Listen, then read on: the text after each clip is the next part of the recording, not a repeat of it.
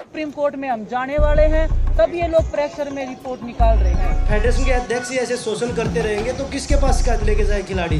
Wrestler बेटियां जंतर मंतर पर धरना करने को मजबूर हैं। 7 women wrestlers have filed sexual harassment complaint against Federation Chief Brijbhushan Sharan Singh. तो आप सभी को ये तो पता ही होगा, हमारे देश के रेसलर्स प्रोटेस्ट कर रहे हैं जंतर मंतर पे, और वो जो प्रोटेस्ट कर रहे हैं रेसलिंग फेडरेशन के प्रेसिडेंट बृजभूषण शरण सिंह उनके खिलाफ। तो रेसलर्स प्रोटेस्ट क्यों कर रहे हैं? ऐसा क्या हुआ कि हमारे देश के रेसलर्स को जंतर मंतर पे उतरना पड़ा? ये जानने से पहले मैं आपको थोड़ा सा बृजभूषण के बारे में बताता हूँ। तो बृजभूषण सिंह ये उत्तर प्रदेश के केसरगंज से बीजेपी सांसद और रेसलिंग फेडरेशन के अध्यक्ष हैं। वो 2011 से इस पद पर बने हुए हैं, और मैं आपको बता देता हूँ कि जब अध्यक्ष बने थे तो भारत के प्रधानमंत्री डॉक्टर मनमोहन सिंह थे। बृजभूषण उत्तर प्रदेश के गोंडा जिले के रहने वाले हैं, और वो अपनी युवा अवस्था में पहलवान भी रह चुके हैं। वो 1980 के दशक में स्टूडेंट पॉलिटिक्स में शामिल हुए, और अयोध्या में राम मंदिर आंदोलन के समय उनकी उग्र हिंदुत्व छवि ने उन्हें अलग पहचान दिलाई। और मैंने भी अपने चैनल पर राम मंदिर की हिस्ट्री के ऊपर एक वीडियो बनाई हुई है, अगर आपको मन हो तो देख लेना। तो अब बात करते हैं और जानते हैं कि पूरा मामला क्या है। तो 7 फीमेल रेसलर्स, जिसमें से एक माइनर भी थी, सेपरेटली 21 अप्रैल को पुलिस कंप्लेंट फाइल करती है बृजभूषण के खिलाफ, और उन पर यह आरोप लगाया है कि उन्होंने सेक्सुअल हैरेस और धमकाया है रेसलर्स को over a 10-year period from 2012 to 2022।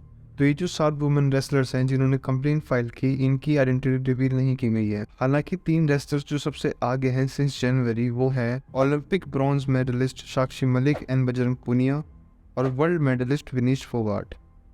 तो जब पहले प्रोटेस्ट हुआ था जनवरी में, तब और भी काफ़ी सारे रेसलर्स थे, जैसे कि अंशु मलिक, सोनम मलिक, रवि दहिया और दीपक पुनिया।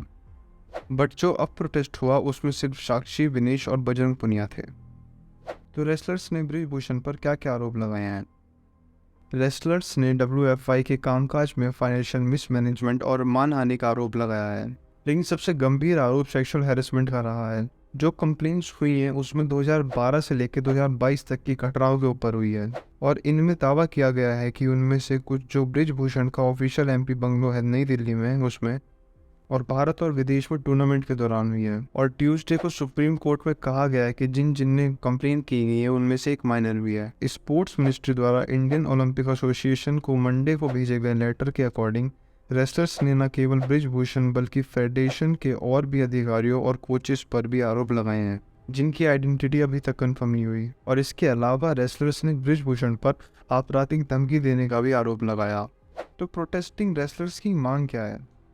रेसलर्स ये मांग कर रहे हैं कि उनकी पुलिस कंप्लेंट के आधार पर बृजभूषण पर FIR दर्ज की जाए और उन्हें protection of children from sexual offences के अंडर अरेस्ट किया जाए, क्योंकि जिन्होंने कंप्लेंट की उनमें से एक माइनर है। और उन्होंने ये भी मांग की कि बृजभूषण को WFI के प्रेसिडेंट के पद से हटा देना चाहिए और फेडरेशन को भंग कर देना चाहिए।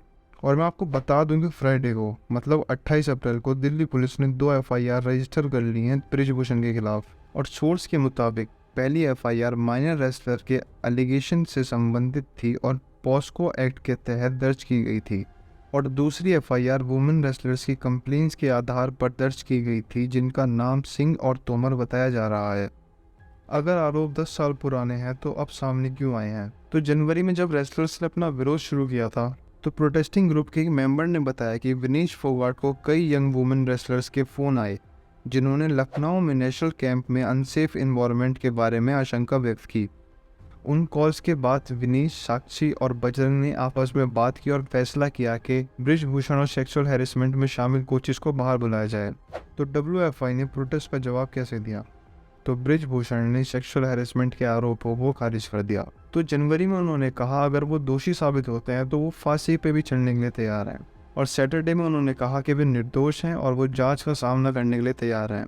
और बल्कि उन्होंने आगे ये आरोप लगाया कि जो रेसलर्स जंतर मंतर पर विरोध कर रहे हैं उनके पीछे कांग्रेस और कुछ उद्योगपति का हाथ है। और भी उन्होंने बहुत कुछ बोला, आप खुद सुन लीजिए। पॉस्को जैसे गंभीर आरोप की चर्चा हो रही है, क्या कहेंगे?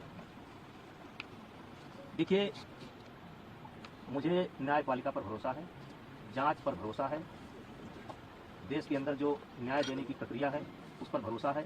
अलग से मुझे कुछ नहीं कहना। इस्तीफा कोई इतनी बड़ी चीज़ नहीं है, लेकिन अपराधी बनकर नहीं, अपराधी बनकर के नहीं, मैं अपराधी नहीं हूँ। ऐसा हवा में निकल करके आ रहा है कि उसमें से कोई नाबालिग है, तो मेरा सवाल ये है कि उसको जांच कमेटी के सामने क्यों नहीं पेश किया गया?